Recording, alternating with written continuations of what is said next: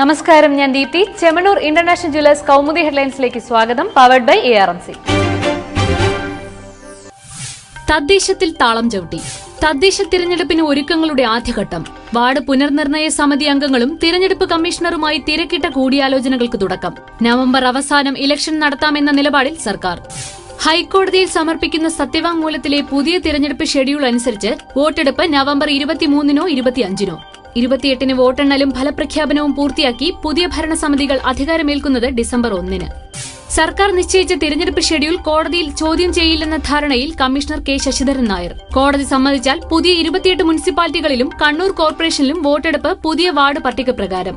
സർക്കാർ അപ്പീലുകളിൽ ഹൈക്കോടതിയുടെ അന്തിമവിധി സെപ്റ്റംബർ 3-ന്. നിശ്ചിത സമയത്ത് ഇലക്ഷൻ എന്ന ഭരണഘടനാ ബാധ്യതയിൽ കോടതി കടുപ്പിച്ചാൽ അനുസരിക്കേണ്ടി വരുമെന്ന് തിരഞ്ഞെടുപ്പ് കമ്മീഷൻ.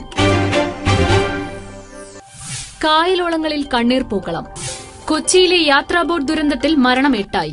കായലിൽ നിന്ന് ഇന്ന് കണ്ടെടുത്തത് അപകടത്തിൽ മരിച്ച സിന്ധുവിന്റെ മകൾ സുജിഷയുടെയും ഫോർട്ട് കൊച്ചി സ്വദേശി ഷിൽട്ടണിന്റെയും മൃതദേഹങ്ങൾ. യാത്രാ ബോട്ടിലിടിച്ച മീൻപിടുത്ത ബോട്ടിൽ അപകട സമയത്തുണ്ടായിരുന്നത് മെക്കാനിക് ഷിജു മാത്രമെന്ന മൊഴി. ലൈസൻസ് ഇല്ലെന്നും ബോട്ട് ഓടിച്ച പരിചയം മാത്രമേ ഉള്ളൂവെന്നും ഷിജു. ബോട്ടിന്റെ സുരക്ഷാനുമതി സംബന്ധിച്ചും വിവാദം.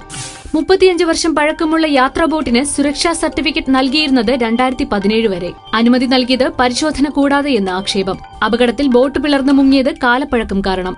കൊച്ചി അഴിമുഖത്തെ കമ്മാലക്കടവിന് സമീപം ദുരന്തമുണ്ടായത് ഇന്നലെ ഉച്ചയ്ക്ക് 1:45-ഓടെ. അപകടത്തിൽ സർക്കാരിന്റെ സമഗ്ര അന്വേഷണം. ആശ്രിതർക്ക് 5 ലക്ഷം രൂപ വീതം സർക്കാർ ധനസഹായം. പൂവിടാത്ത പ്രതീക്ഷകൾ. വിമുക്ത ഭടന്മാരുടെ 1 റാങ്ക് 1 പെൻഷൻ പദ്ധതിയിൽ അനിശ്ചിതത്വം. സർക്കാർ നിർദ്ദേശങ്ങൾ തള്ളി പ്രക്ഷോഭം തുടരാൻ തീരുമാനവുമായി സമരഭടന്മാർ. പെൻഷൻ പദ്ധതിയിൽ നാളെ പ്രഖ്യാപനമുണ്ടായേക്കുമെന്ന് സൂചന നൽകിയ പ്രതിരോധ മന്ത്രിക്കും മൌനം. പ്രധാന തർക്കം പെൻഷൻ നടത്തിപ്പിന് നിശ്ചയിക്കേണ്ട അടിസ്ഥാന വർഷം സംബന്ധിച്ച്. 2014 ഏപ്രിൽ മുതൽ പ്രാബല്യത്തോടെ പദ്ധതി നടപ്പാക്കാമെന്ന വാഗ്ദാനം വിഴുങ്ങി കേന്ദ്ര സർക്കാർ. 3% വാർഷിക വർധനവും സാധ്യമല്ല. വിഫലമായത് കരസേനാ മേധാവി ദൽബീർ സിംഗ് സുഹാഗും സമരക്കാരും തമ്മിൽ നടന്ന കൂടിക്കാഴ്ച. സർക്കാർ നിർദ്ദേശങ്ങൾ പ്രക്ഷോഭകർ അംഗീകരിക്കുന്നില്ല എങ്കിൽ പെൻഷൻ പദ്ധതി ഇനിയും നീളുമെന്ന് സൂചന.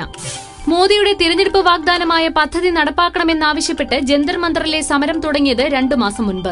1 റാങ്ക് 1 പെൻഷൻ നടപ്പായാൽ ഗുണം 24 ലക്ഷം വിമുക്ത ഭടന്മാർക്കും 6.5 ലക്ഷം വിധവകൾക്കും. പ്രക്ഷോഭത്തിന്റെ എരുതിയിൽ.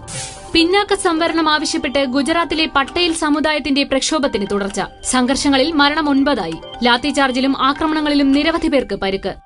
പ്രക്ഷോഭം അക്രമാസക്തമായത് സമരസമിതി കൺവീനർ ഹാർദിക് പട്ടേലിന്റെ അറസ്റ്റിനെ തുടർന്ന്. പ്രധാന നഗരങ്ങളിൽ കർഫ്യൂ. ഇന്റർനെറ്റ് ഉൾപ്പെടെ നവമാധ്യമങ്ങൾക്ക് നിരോധനം. സമരം നേരിടാൻ 5000-ഓളം സേനാംഗങ്ങൾ. 55 ദിവസമായി തുടരുന്ന പ്രതിഷേധം സർക്കാർ കണ്ടില്ലെന്ന് നടിക്കുന്നുവെന്ന് സമരക്കാരുടെ ആരോപണം. പ്രധാനമന്ത്രി നേരിട്ടെത്തി പ്രശ്നത്തിന് പരിഹാരം കാണാതെ സമരത്തിൽ നിന്ന് പിന്നോട്ടില്ലെന്നും പട്ടേൽ സമുദായം. സംവരണം അനുവദിച്ചില്ലെങ്കിൽ അടുത്ത നിയമസഭാ തിരഞ്ഞെടുപ്പിൽ താമര വിരിയിക്കില്ലെന്ന് ഭീഷണി. പ്രക്ഷോഭം അവസാനിപ്പിക്കണമെന്നും സമാധാനം നിലനിർത്തണമെന്നും നരേന്ദ്രമോദിയുടെ നിർദ്ദേശം. Chemmanur international jewellers Kaumudi headlines powered by ARMC സമാപിക്കുന്നു.